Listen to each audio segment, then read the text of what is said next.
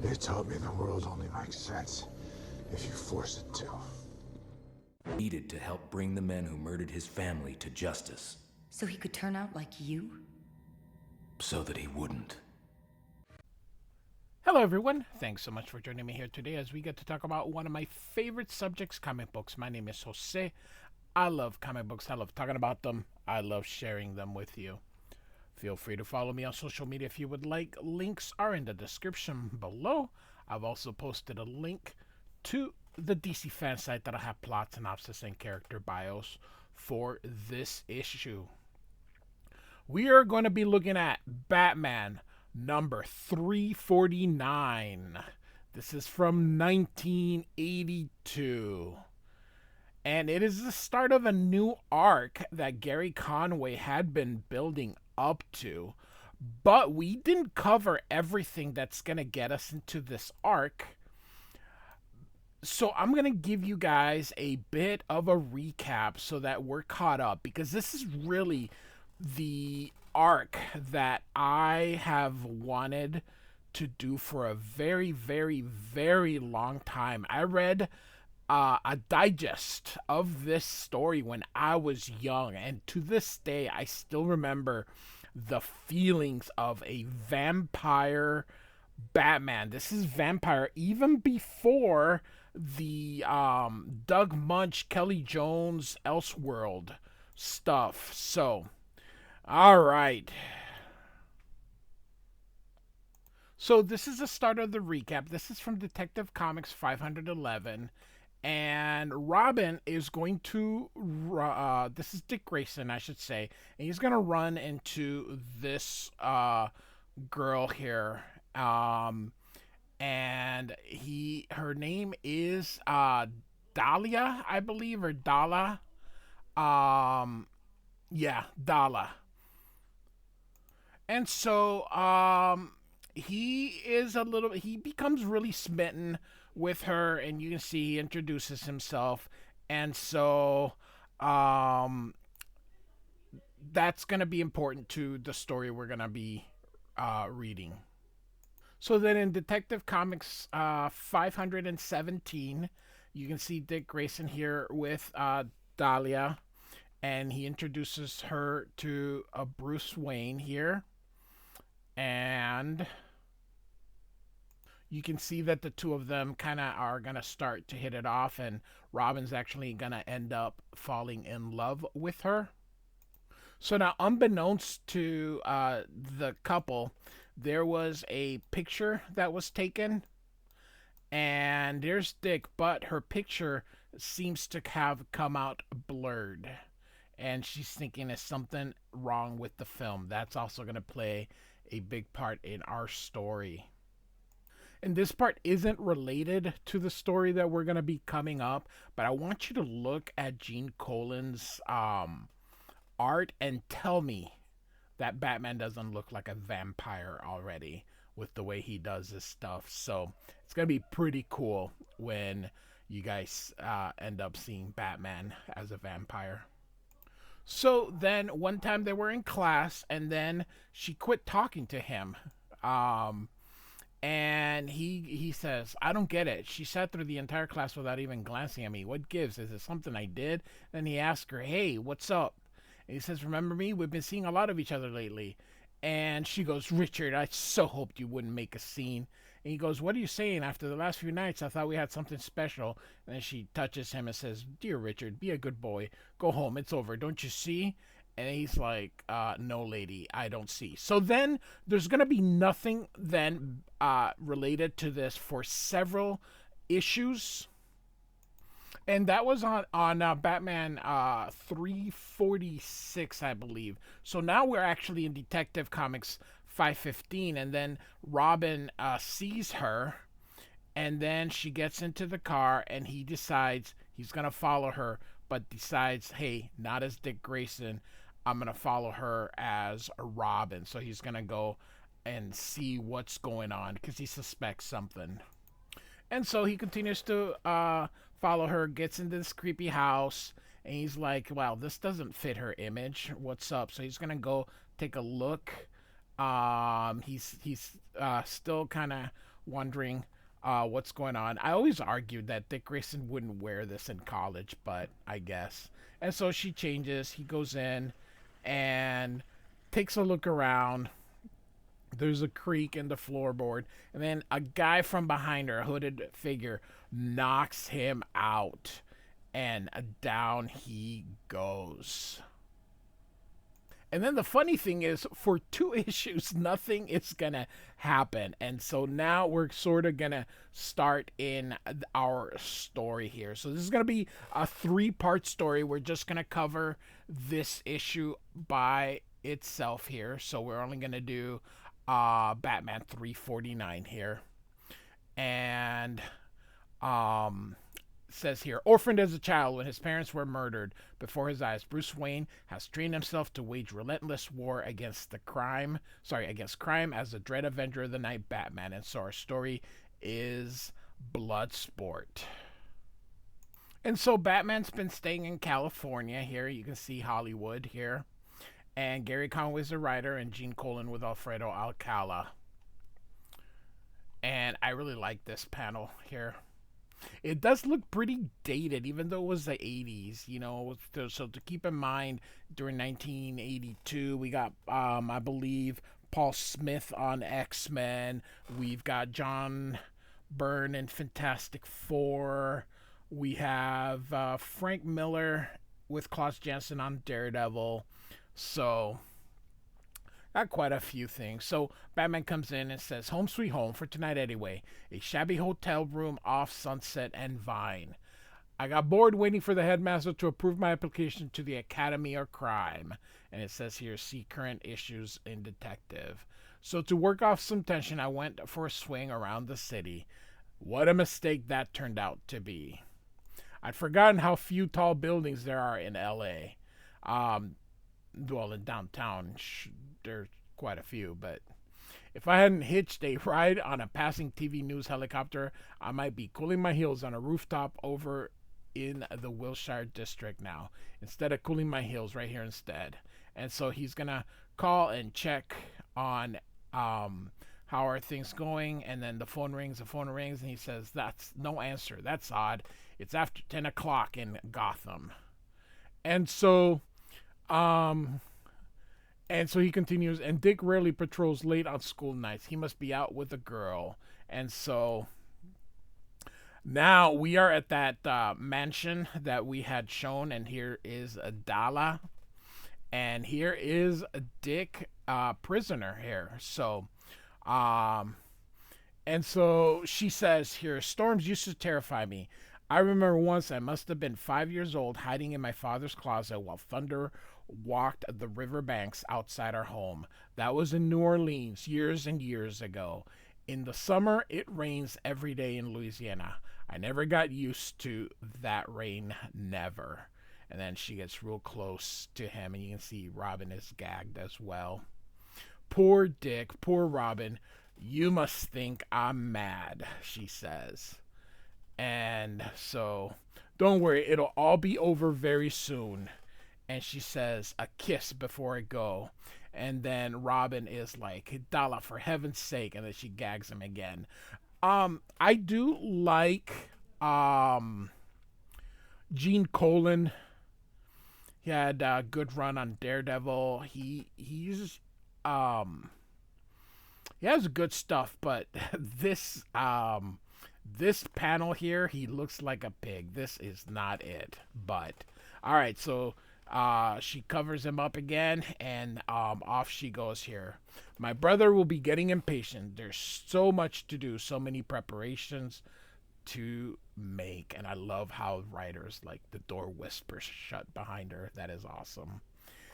And so Robin is like thinking here, this is crazy. None of it makes sense. Dala's acting like something out of an old Vincent Price movie. If you don't know who Vincent Price is, kids, go hit Google. And frankly, I'm starting to get scared. But could I have been so wrong about her, thinking she loved me? I must have been crazy. And so we're going to get a recap, basically, of all the stuff that I covered. And so, and you can see here, You know, it's funny. They gave you the recap, but I thought it'd be just easier to kind of show you. I didn't want to just start you off where all that here. So, all right. She knows now Dick Grayson and Robin are the same guy, but she didn't seem surprised. She acted so strange. I'll admit, I'll admit it. I'm scared. And so, um, let's see here. Where are we? And so Alfred is here going to meet with this guy here. He's the human target, I believe. So shows him a picture of Bruce Wayne here. He says, Mr. Chance, you're known as the human target because you impersonate people in fear of their lives. I believe someone plans to kill Mr. Wayne because of his business interests. My heart is ignorant of this. He has a bad heart, you see. And so Chance says, and you're worried that the thought he might be an assassination attempt would kill him? It's a tricky situation, Pennyworth. I'll guarantee your fee, sir. Fee be damned, I'll do it. And so he gives him the address. And they're like, there's something Pennyworth isn't telling us. And Alfred thinks here, I fear I'd make a poor politician. Simply cannot dissemble without upsetting my stomach. Of course, I couldn't tell Mr. Chance the truth that Bruce Wayne is secretly the Batman. And that my plan is intended to prove that Mr. Wayne and the Batman are actually two separate persons. Oh, they've done this so many times before. Vicky Vale believes she has photographic proof of Mr. Wayne's secret. If my plans fail, she'll expose him. And in the process, break both their hearts. And so here, we have Commissioner Gordon here. And, he's sitting here in the darkness here.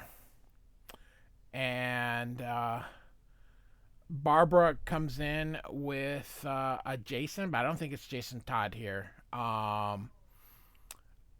And so he's Commissioner Gordon's no longer commissioner. He's resigned from the police. And he says, good evening. I hope I'm not intruding. Look with the pipe. Dad, you promised me this morning you wouldn't sit in the dark anymore. It's spooky and a little frightening, and he's grown a beard here. Sorry, Barbara. I must have lost track of time. I was just thinking. Dad, you remember Jason Bard? Of course. You run a detective agency, don't you? Jason was telling me he's taken on so much work lately. He's looking for a partner. You know what I did like prior to Crisis on Infinite Worlds is the characters grew up. She isn't a little girl. She isn't a teenager.